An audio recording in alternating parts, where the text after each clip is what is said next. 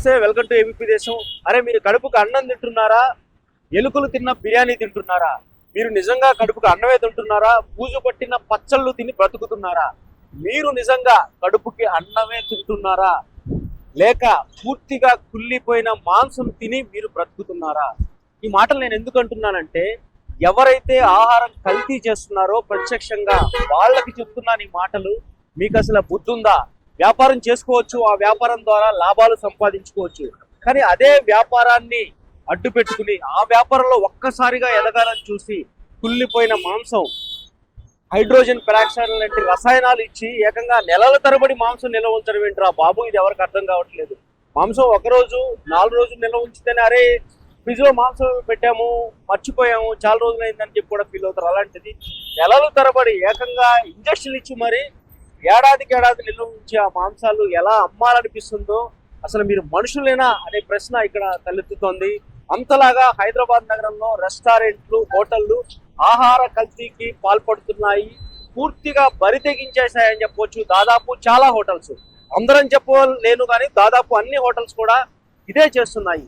హైదరాబాద్ నగరంలో ఇటీవల కాలంలో చూస్తే బూజు పట్టిన పచ్చళ్ళు, కుళ్ళిపోయిన మాంసం, ఇంజక్షన్లు చేసి మరి ఏడాది పాటు నిల్వ ఉంచిన ఏదైతే మటన్, ఇవన్నీ కూడా లభ్యమవుతున్నాయి. ఫుడ్ సేఫ్టీ అధికారులు, టాస్క్ ఫోర్స్ అధికారుల దాడుల్లో ఇలాంటి ఆహారం తింటున్నాం. మనం చక్కగా వెళ్ళి హోటల్కి వెళ్ళగానే ఏసీ సిట్టింగ్లో కూర్చుంటాము, వేడివేడిగా వడ్డించి మన ముందుకు నాన్ వెజ్ ఐటమ్స్ వస్తాయి. ఏదైతే మెనూ ఆర్డర్ ఇస్తామో రంగురంగుల ఐటమ్స్ అన్ని కనువిందుగా కనిపిస్తాయి. దానిపైన ఉన్న ఫ్లేవర్స్ కానీ మసాలాలు కానీ అది చూస్తే నోరు ఊరిపోతుంది. కానీ మీరు తినేది అది తాజా ఆహారం పక్కన పెట్టండి, అది పూర్తిగా విషమయం అనే విషయాలు ఎవరికి తెలియదు. ఆ హోటల్ నుంచి బయటకు వచ్చిన తర్వాత ఇలా ఫుడ్ సేఫ్టీ అధికారుల దాడుల్లో బయటపడుతుంటే అరే మనం అక్కడ తిన్నామా, అంతలా నిల్వ ఉన్న మాంసం మనం తిన్నామా, అలాంటి దరిద్రమైన ఆహారం మనం తిన్నామా అని చెప్పి కూడా షాక్ అయ్యే పరిస్థితి నెలకొంది.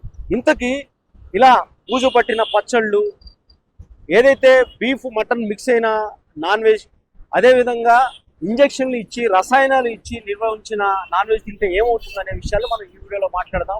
ముఖ్యంగా బూజు పట్టిన పచ్చళ్ళు ఈ మధ్య దాడుల్లో చూస్తున్నాం. మామిడికాయ పచ్చడి, అదేవిధంగా నిమ్మకాయ పచ్చడి, దీంతో పాటు ఏవైతే నిల్వ పచ్చళ్ళు ఉన్నాయో రకరకాలుగా వాటిని తీసుకెళ్లి డ్రమ్ముల్లో నిల్వ ఉంచుతున్నారు. ఆ డ్రమ్ముల్లో నిల్వ ఉంచిన పచ్చళ్ళు చూస్తే తినడం పక్కన పెట్టి వాంతి అయ్యే పరిస్థితి కనిపిస్తుంది. ఇలా డ్రమ్ముల్లో నిలవ పెట్టిన పచ్చళ్ళు, బూజు పట్టిన పచ్చళ్ళలో మైకోటాక్సిన్ అనే విష పదార్థం తయారవుతుంది.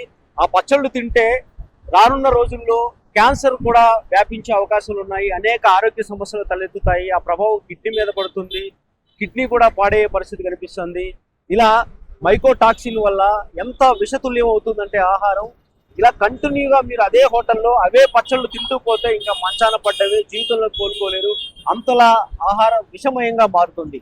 దీంతో పాటు మటన్కి సంబంధించి ఈ మధ్య నాన్ వెజ్ రొయ్యలు కానీ చేపలు కానీ వాటిని ప్రాసెస్ చేసి వాటిలో కెమికల్స్ కలిపి, హైడ్రోజన్ పెరాక్సైడ్ కలిపి వాటిని నిల్వ ఉంచుతున్నారు. రోజు 2 రోజులు కాదు, నెల కాదు, ఏకంగా సంవత్సరాల పాటు నిల్వ ఉంచుతున్నారు. అలాంటి నాన్ వెజ్ తింటే, ముఖ్యంగా హైడ్రోజన్ పెరాక్సైడ్ వంటి రసాయనాలు కలిపి నిల్వ ఉంచిన నాన్ వెజ్ తింటే ఆ ప్రభావం అంటే అప్పటికప్పుడు వాంతులు, విరోచనాలు, వికారం, కడుపు నొప్పి, ఇవన్నీ అప్పటికప్పుడు వచ్చే సిమ్టమ్స్ అయితే దీర్ఘకాలికంగా చూస్తే ఇంకా కంటిన్యూగా ఆహారం తింటూ ఉంటే కిడ్నీలు పాడైపోతాయి. అంటే అదే హోటల్స్లో ఇలాంటి ఆహారం మీరు బయట తింటూ ఉంటే మీ కిడ్నీలు పనికి రాకుండా పోతాయి, లివర్ కూడా పూర్తిగా డ్యామేజ్ అవుతుంది. గర్భిణులు, చిన్నారులు అయితే ఆ ప్రభావం ఇంకా తొందరగా చూపిస్తుంది. రాబోయే రోజుల్లో పూర్తిగా ఆరోగ్యం సర్వనాశనం అవడం ఖాయం. ఇదిలా ఉంటే తాజాగా ఉంటున్నాం మనం మటన్ బీఫ్ మిక్స్ అయిందని. ఈ మటన్ బీఫ్ మిక్స్ అయింది.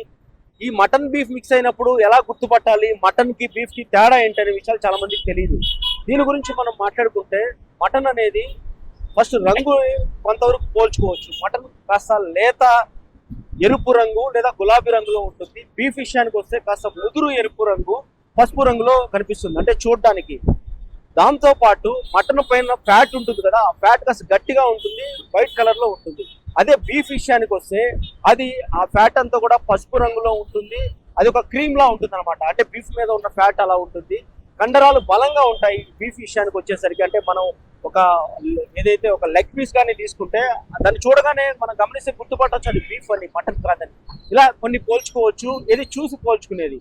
ఒక్కసారి వాటిని వండిన తర్వాత స్మెల్ విషయంలో మనం గుర్తు పెట్టలేం కానీ అదే వండక ముందు అయితే మటన్ ఒక రకంగా స్మెల్ వస్తుంది, బీఫ్ మనం గమనిస్తే అది మరొక రకంగా స్మెల్ వస్తుంది. ఆ రెండింటికి స్మెల్ తేడా ఉంటుంది ఖచ్చితంగా. మటన్ రెగ్యులర్ గా మీరు తీసుకునే మటన్ ఉండే స్మెల్ అయితే బీఫ్ ఉండదు. ఇవన్నీ పక్కన పెడితే డిఎన్ఏ టెస్ట్ ద్వారా వైద్యులు అయితే దీన్ని నిర్ధారించగలుగుతారు ఏది మటన్ ఏది బీఫ్ అని. ఇలా మటన్ బీఫ్ మీరు ఒకవేళ నాన్ వెజ్ తింటుంటే, అందులో మటన్ తినాలనుకుంటే హోటల్లో ఇలా గుర్తుపట్టచ్చు. మీరు బయట మటన్ తెచ్చుకున్నప్పటికీ కూడా అది మటన్ అమ్మేస్తున్నారా షాపుల్లో బీఫ్ అమ్ముతున్నారా అని తెలుసుకోవాలంటే మనం ఇప్పుడు మాట్లాడుకున్నట్టుగా ఇలాంటి సిమ్టమ్స్ ఆధారంగా మనం కనిపెట్టవచ్చు కొంతవరకు అయితే మటన్ బీఫ్ మిక్స్ అవడం వల్ల ఇది తింటే ఏమైనా ప్రాణాలు పోతాయంటే ఇప్పటివరకు కూడా ఎక్కడ నిరూపించబడలేదు. మటన్ బీఫ్ కలిపి వండుకు తినడం వల్ల ప్రాణాలు పోతాయి. కానీ ఇది ప్రాణాలు పోవడం పక్కన పెడితే ఇది సెంటిమెంట్ వ్యవహారం. ముఖ్యంగా హిందువులంతా కూడా గో హత్యలు కానీ ఇవన్నీ కూడా పూర్తిగా వ్యతిరేకిస్తారు. దాన్ని ఇటు హిందూ సాంప్రదాయంతో పోల్చుకుంటారు. అది నిజంగా అపచారంగా భావిస్తారు. అలాంటిది మనకు తెలియకుండానే మనం ఒక గోమాతను హత్య చేసేసాము, అందులో ఆ మటన్లో బీఫ్ మిక్స్ అయిందని తెలిస్తే అది నిజంగా ఒక అపచారంగా భావిస్తారు. ఇక్కడ ఒక సెంటిమెంట్ వ్యవహారం, అంటే ప్రాణాలు పోతాయంటే ఇప్పుడు కూడా మటన్ బీఫ్ మిక్స్ అయితే ప్రాణాలు పోయిన పరిస్థితి ఎక్కడ లేవు, కానీ అవి తినడం సరైనది కాదని కూడా అనుకుంటుంటారు.